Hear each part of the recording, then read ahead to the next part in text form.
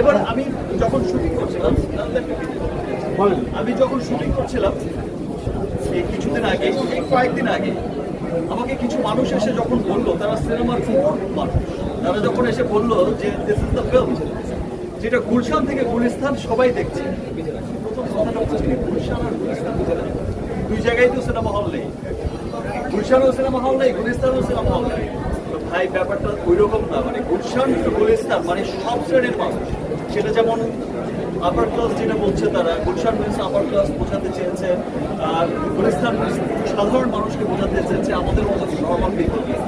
So বলছে যে গুলশান গুলিস্তান সর্বস্তরের মানুষ দেখছে, এবং যে চিত্র আমি দেখেছি মাল্টিপ্লেক্সগুলোতে, যে চিত্র আমি দেখেছি সিঙ্গেল স্ক্রিনগুলোতে, এই ভালোবাসা অব্যাহত থাকবে। এবং যে চিত্র আমরা দেখছি দেশের বাইরে যেখানেই যাচ্ছে, সেখানে কিন্তু বরবাদ জোয়ার হয়ে মানে ভালোবাসায় সবাইকে বরবাদ করে দিচ্ছে।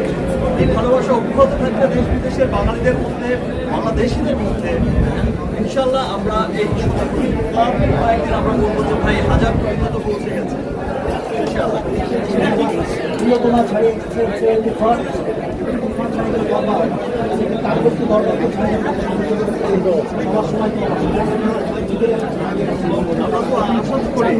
ছাড়িয়ে যাবে।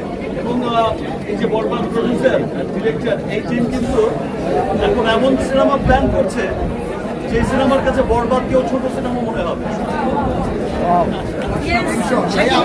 ভাইয়া, আপনার যারা ফ্যান আছে তাদেরকে দেখেছি উন্মাদের মতো এবার অন্যান্য ছবির পাশাপাশি বরবাদ যেমন দেখেছে, অন্যান্য সিনেমাও দেখেছে। এই যে বাংলা সিনেমার জোয়ার এবার চললো, সেইটাকে এসে সাকিব খান বাংলা ইন্ডাস্ট্রিতে বলে শীর্ষ নায়ক, সেইটাকে কেমন দেখেন?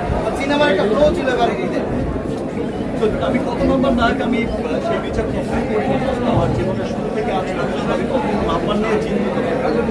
আমি কাজ করে যাই আমার দেশের মানুষের জন্য, আমি কাজ করে যাই যারা আমাকে ভালোবাসে, মন থেকে ভালোবাসে, যারা আমার সবসময় আমার সুখে দুঃখে আমার পাশে সবসময় থাকে। ভালোবেসে একটা শ্রেণীকে তো মানুষ সাকিবিয়ান বলে ডাকে।